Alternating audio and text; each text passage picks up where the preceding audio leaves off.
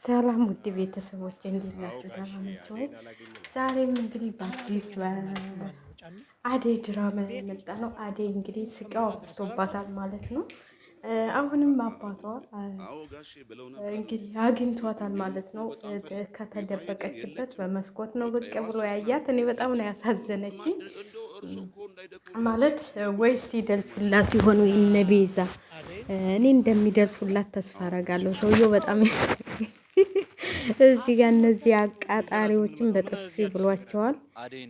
እኔ ግን በቃ እኔ እንጃ በጉጉት ነው የአደይ ድራማ በጣም የሚያሳዝንና ከስቃዋ ብዛቱ ማለት ነው። ብዙ የገጠር ልጆች እንደዚህ ነው ስቃይ የሚበዛባቸው እና ከተማ መጥተው ስራ ሳይስማሙ ወደ ሀገራቸው ሲገቡ ደግሞ እንደዚህ ለእንደዚህ አይነት ነገር ሊጋለጣሉ። በሁሉም ገጠር አካባቢዎች ተወልደን ያደግን ልጆች እናውቀዋለን ይህንን ነገር ብዬ ነው የማስበው ማለት ነው። ከከተማ ስቃያችሁ በስቶ ወደ ሀገራችሁ ስትገቡ ያ ቤተሰቦቻችሁ ጫና አባታችሁ በቃ አንትል ብሎ ወደ ሌላ እናታችሁ ብዙ መስዋዕትነት የምከፍለው ያ ሁሉ በጣም በቃ ይሄ ድራማ የሚወክለው የገጠር ልጆችን ነው ብዬ ነው የማስበው ማለት የከተማ ልጆች እያያቸዋቸው ነው እነ ፍቅር እና እነ ቤዛ። ቤዛ እንግዲህ ያው ወደ ሰራተኝነት ተቀይራለች። ይሄውላችሁ እዚህ ጋር መጥረጊያዋን ይዛ እየጠረገች እናንተላ መተውባታል። ሴትዮዋ ደግሞ እቺ ሰራተኛ አይደለችም ምናምን እያለቻት ነው የነ ፍቅር እናት ማለት ነው። ፍቅር ነች እንግዲህ ሰራተኛችን ነች ብላ ያልተዋወቀቻት እና በጣም የሚገርም ነገር ነው። እና አንዳንዴ የሰው ልጅ ወደ ታች አይቶ ወደ ታች አልጎ ማየት ራሱ ወደ ታች እዚህ ጋር እንግዲህ እሷ ደህና ቦታ የተደበቀች መስሏን ነው፣ ግን በመስኮት በኩል የሚታይ ነገር ነው። እና አሁን አባቷ ይደርስባታል ብዬ ነው የማስበው። እነ እንትናን ጓደኞቿ እናንተ ላይ ይደርሱላታል ብዬ አስባለሁኝ። ወይ ያስጥሏታል ወይ አባቷ ይወስዳታል ብዬ ነው የማስበው። እና በጣም አንዳንዴ ገጠር ተወልደን ስናድግ ፈተናችን ይበዛል ማለት ነው።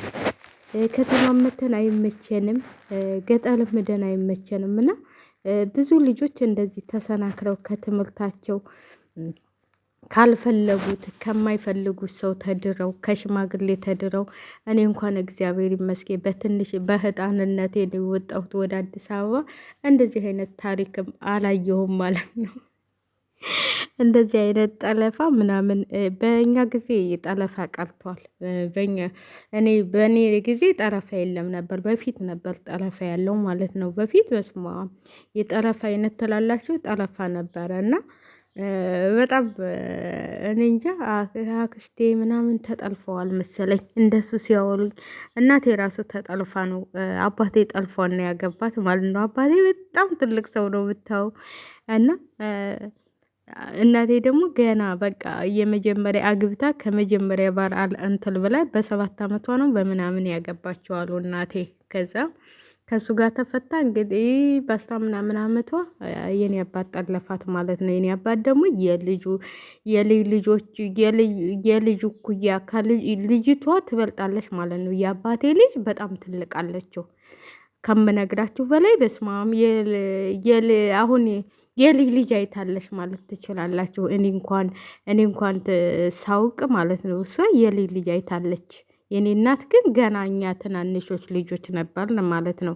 የእሱ ልጅ ግን የልጅ ልጅ አይታለች። የልጅ ልጅ ድራ ኩላ የልጅ ልጅ አይታለች።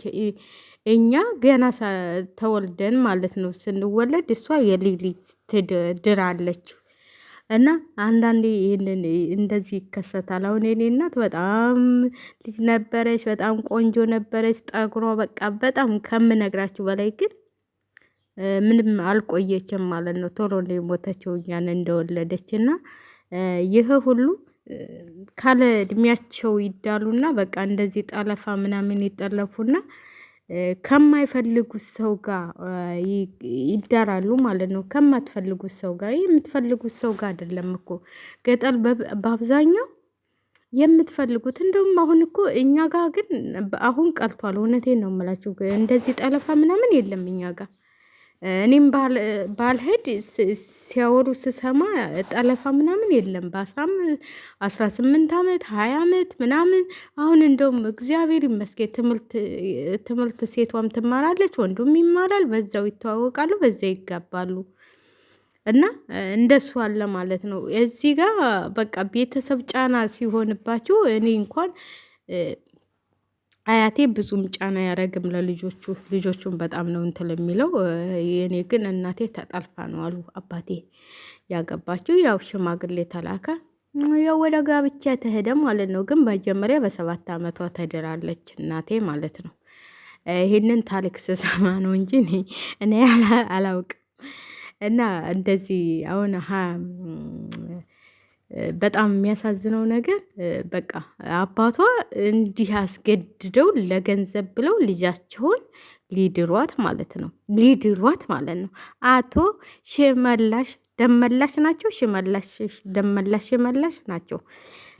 እና እሳቸው የሚሰሩት ስራ በፊት ጥለ ወርቅ የምትባል ድራማ በጣም የሚያሳዝን ድራማ ነበረ። እኔ ኢትዮጵያ እያለሁና እሷንም እንደዚህ እሳቸው ሊያገቡ ብዙ ነገር ተዳልሰው አባታቸው ይሆን አባቷን ገድለው በሯ ላይ ያስቀምጠው እንደገና የእሷ ያጎቷ ልጅ ይሆን ጠባቂያቸው ይሆን እንደዚህ ያሳደጉት ሰውየውን ገለው አዲስ አበባ መታ እሷ በጣም በቃ ተምራ ምናምን እንደው እሱን ድራማ ብዙዎቻችሁ አናውቀውም ትላላችሁ። እኛ ግን በተከታታይ ነበር የኢትዮጵያ ቴሌቪዥን ላይ ነበር የሚተላለፈው እና እሳቸው የሚሰሩት ድራማ በጣም የሚገርም ነው። እና በሽማግሌነታቸው ወጣት ላግባ ይላሉ። ደግሞ ከዛ ደግሞ ልጃቸውን እንደዚህ እንትን ይላሉ እና ያ ድራማ ራሱ በጣም ትዝ ሲለኝ እንደገና ልጃቸውን መታ አዲስ አበባ ግብታ ያጎቱ ልጅ የልጁ አጎቱ ልጅ ሲመጣ እች እኮ አባታችንን ያስገደረችው ነው ምናምን ብሎት 3 ልጅ እንደወለዱ ተፋተው እሷ በጣም አምባሳደር ሆና ምናምን በትምህርቷ ጎበዝ ጀግና ሆና እሱ ድራማ ሁሉ ትዝ ይለኛል። እና የሚሰሩት ድራማ በጣም ነው የሚያስቀኝ። የገጠር ሰው ስለሆኑ ስለ ገጠር እንትን ብዙ ነገሮች ያውቃሉ ማለት ነው። እና በገጠር የምትኖሩ ልጆች ይሄ ድራማ ትምህርት ይሆነናል ብዬ አስባለሁ። ማለት እኛ ብዙ ጊዜ እንደዚህ አይነት አለ እንዴ ምናምን የሚሉ ልጆች አሉ። በጣም በጣም ከምትጠብቁት በላይ አለ እንደዚህ አይነት። አሁን ግን ኒንጃ አሁን አለ እንዴ አሁን ቀርቷል መሰለኝ እንጂ በፊት አለ። እውነቴን ነው የምላችሁ በፊት አለ፣ ጠለፋ አለ። እኛም ባናውቀውም በፊት ነበረ ማለት ነው ጠለፋ። እንስራቸውን እየሰበሩባቸው ምናምን አብሶ በወሎ በአማራ ክልል አካባቢ በጣም በጣም ጠለፋ ነበር። እና እንደውም ከመጋቡ የሚጠለፉ ልጆች ይበልጡ ነበረ። አሁንም አባት እንደዚህ አስገድዶ ትንሿንም ያኛው ጠልፋለህ ይላል። ይችንም አባት አስገድዶ አሁን ይህም ፈተና ታልፈ ይሆን አደይ ወይስ ተጠልፋ ታገባ የሆነ? ይሄ ነው ጥያቄ ያለኝ እኔ። ወይኔ ሰውየው ታገኟት ግን በጣም እንደሚያሰቃዩት እኔ እንጃ። ውሽ እርግጠኛ ነኝ ብዬ ነው የማስበው። ማለት ያሰቃዩታል። ሰውዬ የተረገሙ ናቸው። የተረገመ ሰውዬ ነው። እና አደይ ፈጣሪ ሆንሽ እንላለን። እንግዲህ ቤዛም ሰራተኝነትሽን ቀጥይ እንላለን። የአደይ ድራማም በምን እንደሚጠናቀቅ አደይ በምን እንደምትጠናቀቅ ይሄ ሰውዬ ጠልፋት የሆነ እዚህ ሰውዬ እናድናት ብለው መጥተዋል። እነ ደብ የሚወዳት ፍቅረኛዋ ያኛውም ማነች መሀሊት ነች አይደል? ስሟ መሀሊትም መታለች። እና በጣም ነው የምታሳዝነው። እኔ በጣም ነው ያሳዘነችኝ። የፍቅር እዚህ ጋር የፍቅር እንትን ነው ፍቅር በቃ የሆነ የሰው እንትን የሌላት የሰው ተምሳሌት የሌላት። እውነቴን ነው የምላችሁ። ብዙ ጊዜ በስደትም በሁሉም ነገር ያጋጥመናል እንደዚህ አይነት ነገር ማለት ነው። ሰው የማይመስሏቸው እኛ ሰው ማንመስላቸው አሉ ማለት ነው። እኛ የገጠር ልጆችን ብንሆን ምንም ብንሆን ከማንም የምናንስ አይደለም። ይሄ የፈጣሪ ስራ ነው። ገጠር ተወልደን ማደጋችን የፈጣሪ ስራ ነው። ደግሞ የምንኮራበታለን እንጂ አናፍርበትም። እኔ የገጠር ልጅ በመሆኔ በጣም ነው የምኮራበት የምደሰትበት። አልሶ የሚያበላው ገጠሬ ባይኖር ገበሬ ባይኖር አንዳንዴ አንቺ የገበሬ ልጅ ሲሉ በጣም ነው እንትን የሚለኝ የሚገርመኝ ማለት ነው። ሆዳቸውን በገበሬው ላብ ሆዳቸውን እየቆዘሩ እንዴት እኛን የገበሬ ልጅ ይሉናል ብዬ አስባለሁኝ። እኔ ብዙም ገጠር አላደኩም፣ ግን ያው የገበሬ ልጅ ስለሆንኩ የገበሬ ልጅ ይሉኛል። ተነስተው ሁሉም የገበሬ ልጅ አንቺ ገጠሬ፣ አንቺ ወሎዬ ይሉኛል። እኔ በወሎዬነት የማላፍርበትም በገበሬ ልጅ የማላፍርበትም። ለምን አባቴ ገበሬ ነው። ገበሬም ነጋዴም ነበር አባቴ።